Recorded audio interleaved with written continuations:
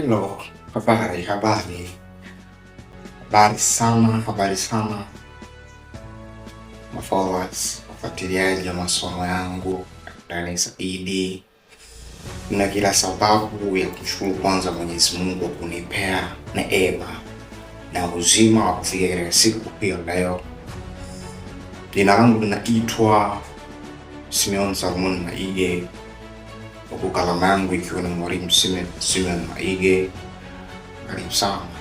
Okay, ni katika siku ya leo kuna jambo ambalo nilitaka tushare, ambalo ninaamini kwa undani zaidi, ukinifuatilia kwa undani zaidi, there is something, kuna kitu utakuja ukipate.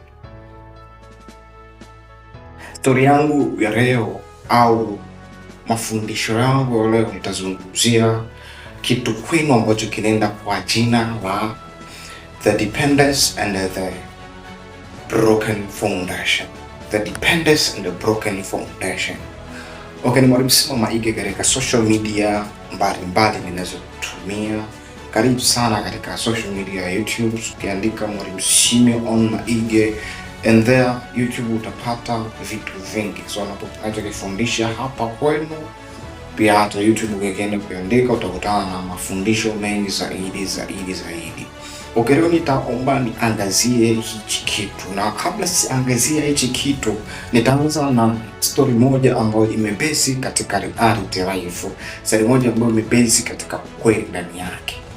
Okay, katika familia moja ilikuwa ikiishi familia moja ya baba mmoja na mwanamke mmoja. Walikuwa wakiishi hapo awali maisha mazuri, na familia ile Mwenyezi Mungu alijalia kupata watoto 6. Na katika kipindi kile walichoishi, familia ile ilikuwa ikiishi katika mazingira ambayo yamejawa na furaha, ambayo yamejawa na furaha, of course ilikuwa imejawa na furaha. Na upande wa uchumi wao ulikuwa wakati hapo, ninamaanisha pesa ya kubadilisha mboga ilikuwa haikosekani, pesa ya kubadilisha nguo ilikuwa haikosekani, pesa ya kupata milo mitatu ilikuwa haikosekani. Katika kipindi kile chote waliishi maisha mazuri, maisha yenye furaha, kwa sababu watoto walikuwa wakila vizuri, watoto walikuwa wakivaa vizuri katika kipindi chote kile. Lakini shida ilikuja kuanzia hapa, shida ilikuja kuanzia pale tu Mwenyezi Mungu alipoamua kumtoa kiongozi wa familia ile. Mwenyezi Mungu alipoamua sasa kumtoa kichwa cha familia kile, nikimaanisha baba mzazi wa familia ile. Baada tu kuondoka kichwa cha familia ile ilipita katika msoto mkubwa.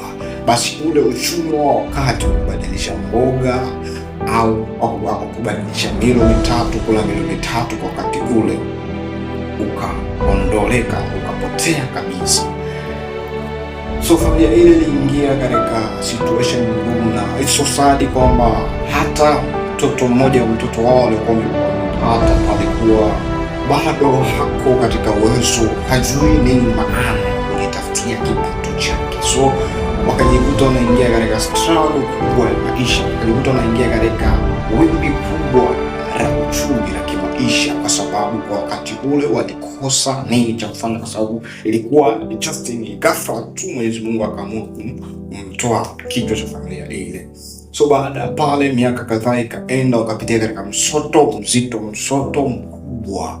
Basi kale kaneema kakupata milo mitatu kakapungua, basi kale kaneema kakubadilisha nguo kila ikifikapo sikukuu kakakwisha, basi kale kaneema kakupata chai walau kila siku kakatoweka.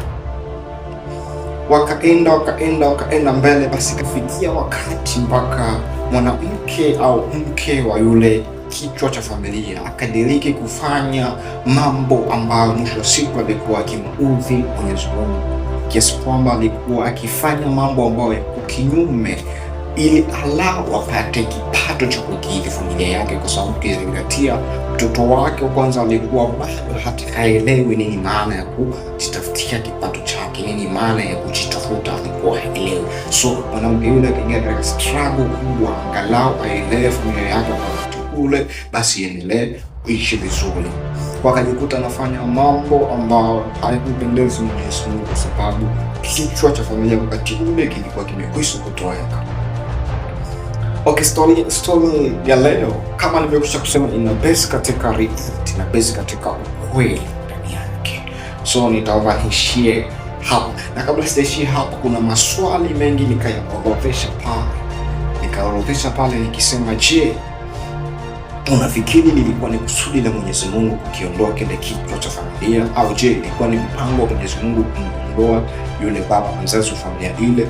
Kama ulikuwa ni mpango wa Mungu utashusha comment baada ya kujifunza. Swali lingine nikaweka hapo kuuliza, je, unafikiri au una uhakika kwamba familia ile kuna vida ilimkosea Mwenyezi Mungu mpaka wakaingia katika struggle mbaya, struggle ngumu ya kimaisha namna ile? Kama unajibu lako shusha comment hapo, nitasoma pia. Swali lingine nikaliweka, je, ni nini kifanyike kuinusuru familia hii? Kumbuka mara kwanza ilikuwa ikiishi mazingira mazuri, ilikuwa ikiishi katika hali ya uchumi ambao uko vizuri. Ni nini kitafanyika ili kuinusuru familia hii? Ukipata jibu share kwenye comment. Okay, storybook yangu leo ilikuwa inazungumzia hicho kitu, na ndio ilikuwa nataka ingilie katika somo zaidi. Somo langu hapo nimekwisha kuliandaa, lilikuwa linaitwa The Dependence and the Broken Foundation.